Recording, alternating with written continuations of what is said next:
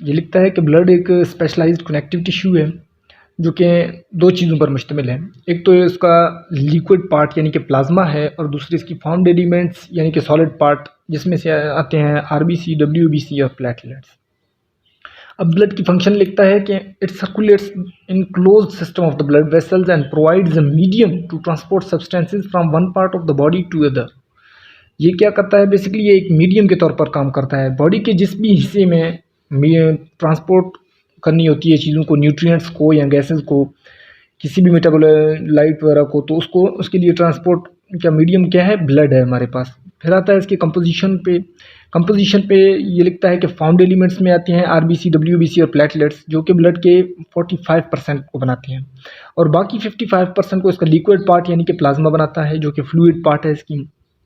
फिर उस fluid part में 91 to 92% वाटर होता है, और बाकी बचे हुए 8 to 9% सॉलिड सब्सटेंसेस होते हैं। फिर उनमें सॉलिड सब्सटेंसेस में हमने फर्दर इसको कैटेगराइज किया है इनऑर्गेनिक, ऑर्गेनिक में, फिर ऑर्गेनिक से फर्दर इसके और हम डिटेल में जाएंगे। इनऑर्गेनिक में आते हैं एलिमेंट्स जैसे कि मिनरल्स आते हैं, sodium, potassium, magnesium, phosphorus, iron और कॉपर आते हैं।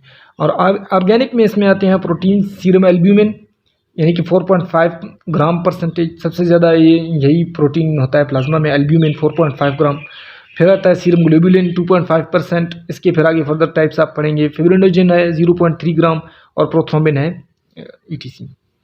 ओके, नॉन प्रोटीन पार्ट में क्या आता है, नाइट्रोजीनियस सब्सटेंसेस आते हैं जैसे कि यूरिया हो गया, यूरिक एसिड हो गया, जेंथीन हो गया, हाइपोजेंथीन, creatine, creatinine, ammonia, amino acids, ये चीज़ें आती हैं। और फैट में आता है neutral fat, phospholipids, cholesterol. Carbohydrates में आता है इंटरनल सीक्रेशंस, एग्जाम्पल ग्लूकोज। और अदर सब्सटेंसेस में आते हैं इंटरनल सीक्रेशंस, एंटीबॉडीज, एंजाइम्स में से आते हैं फिर अमाइलेज, प्रोटीएज और लाइपेज। ये हो गई ब्लड की कंपोजिशन। अभी हम फर्दर मूव करेंगे कलर ऑफ प्लाज्मा पे, कि कलर ऑफ प्लाज्मा क्या है। Plasma is yellow coloured. Plasma की कलर येलो होती है। क्यों होती है, इसके आगे काज ऑफ कलर लिखता है। काज ऑफ कलर में लिखता है कि small amounts of the bilirubin, carotene and जेंथोफिलिन।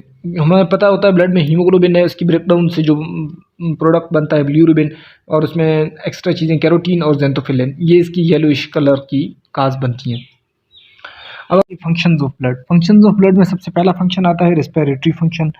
Respiratory function में लिखते हैं कि ब्लड ट्रांसपोर्ट करता है ऑक्सीजन को from lungs to tissues and carbon dioxide from tissues to lung. जी जनाब, तो ऑक्सीजन को लंग्स से लिया और टिश्यू तक पहुंचा दिया, और टिश्यू से कार्बन डाइऑक्साइड ली और उसको लंग्स तक ट्रांसपोर्ट किया, और वहाँ से फिर ये आउट हो जाता है। दूसरी फंक्शन इसकी है न्यूट्रिटिव फंक्शन। न्यूट्रिटिव फंक्शंस में ये ट्रांसपोर्ट करता है फूड को, जैसे कि जीआईटी से ऑब्जॉर्व करता है। और दूसरी चीज़ कौन सी है इसकी, mobilized from storage depots to tissues, और स्टोरेज डिपॉट्स से जब टिश्यूज़ को ज़रूरत पड़ती है तो कर टिश्यूज़ को देता है। और तीसरी फंक्शन है इसकी एक्सक्रीटरी फंक्शन। एक्सक्रीटरी फंक्शन की ये कि ट्रांसपोर्ट करता है एक्सक्रीटरी मेटाबोलाइट्स को, मतलब जो एक्सक्रीशंस हो गई हैं, जो वेस्ट प्रोडक्ट है, उसको लेता है टिश्यूज़ से, और ऑर्गन ऑफ एक्सक्रीशन यानी कि किडनीज या लंग्स, इंटेस्टाइन और स्किन के डिफरेंट सोर्सेज से इनको खारिज करता है। जो भी एक्सक्रीशंस होती हैं उनको टिश्यूज़ से लेकर एक्सक्रीटरी ऑर्गन्स जो हमारे पास हैं उनसे उन तक पहुंचाता है और उनको एक्सक्रीशन करने में मदद देता है। चौथी फंक्शन है इसकी carrier function. It carries hormones, enzymes, antibodies, vitamins, inorganic and organic salts and other essential chemicals to their places of activity. तो इन तमाम चीज़ों को ये ट्रांसपोर्ट करता है, जिसमें से इसने कुछ एग्जांपल्स दिए विटामिन्स के, इनऑर्गेनिक और ऑर्गेनिक साल्ट्स के, और एसेंशियल केमिकल्स वगैरह हो गए। पांचवा फंक्शन है इसका defence function, most important function, defensive function. इसमें न्यूट्रोफिल्स होते हैं और मैक्रोफेजेस होते हैं जो कि फैगोसाइज करते हैं बैक्टीरिया को। बैक्टीरिया ईटर्स होते हैं, बेसिकली ये बैक्टीरिया को खाते हैं, बैक्टीरिया को डिस्ट्रॉय करते हैं। और इसमें दूसरी चीज़ है एंटीबॉडीज़, जो कि कम्बेट करते हैं डिजीज़ काजिंग ऑर्गेनिज्म को। कोई भी डिजीज़ काजिंग या ऑर्गेनिज्म या फॉरेन पार्टिकल आता है तो इसके खिलाफ ये क्या करते हैं, एंटीबॉडीज़ प्रोड्यूस करते हैं। ये बेसिकली ब्लड की एक खास डिफेंसिव फंक्शन है, जो इसके तीन चीज़ों यानी कि न्यूट्रोफिल्स, मैक्रोफेजेस और एंटीबॉडीज़ के ज़रिए इसको कंप्लीट करता है। छठी चीज़ है इसकी हीमोस्टैटिक फंक्शन, मीन्स कि ब्लड क्लॉटिंग में मदद देता है। It contains clotting factors, so it prevents haemorrhage by coagulation. तो ब्लड लॉस बचाता है हमारी। जब भी कोई ट्रॉमा हो जाता है ब्लड वेसल्स में, कोई कट लग जाती है, कोई इंजरी हो जाता है, तो वहाँ पे होम्योस्टैटिक फंक्शन ब्लड की काम आती है, और क्लॉटिंग फैक्टर्स आके वहाँ पे कोगुलेशन करते हैं और ब्लड ब्लीडिंग प्रिवेंट करते हैं। सातवीं चीज़ में ये रेगुलेटरी फंक्शंस रखता है, मतलब हीमोस्टेसिस हमने देखा था, अब इसका अगला फंक्शन है रेगुलेटरी, जो कि होम्योस्टैटिक का है। मीन्स ये एक बैलेंस रखने की कोशिश करता है बॉडी के अंदर। कैसे, किस तरह रेगुलेट करता है चीज़ों को, वो देखते हैं। ब्लड रेगुलेट करता है वाटर बैलेंस को, और एसिड बेस बैलेंस को। ब्लड एक बेस्ट बफर है बॉडी में।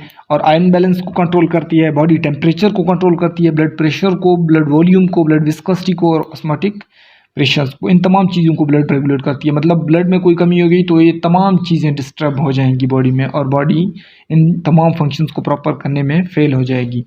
अब हम इसको कनेक्टिव टिश्यू, इसको पहले से कहा गया है, हम इसको कनेक्टिव टिश्यू क्यों कहते हैं, इसके हक में ये दलील दे रहा है कि why blood called connective tissue. Blood is called connective tissue because, क्योंकि it links the other tissues of the body together. ये बॉडी के टिश्यूज़ को लिंक करती है। जैसे कि हमने इसकी फंक्शंस देखे गैसेस एक्सचेंज वगैरह में, एक जगह से लिया दूसरी जगह को दिया, जैसे कि मीडियम के तौर पर एक्ट करता था, इसलिए ये लिंक करता है बॉडीज़ के टिश्यूज़ को फ्रॉम वन टू अनदर।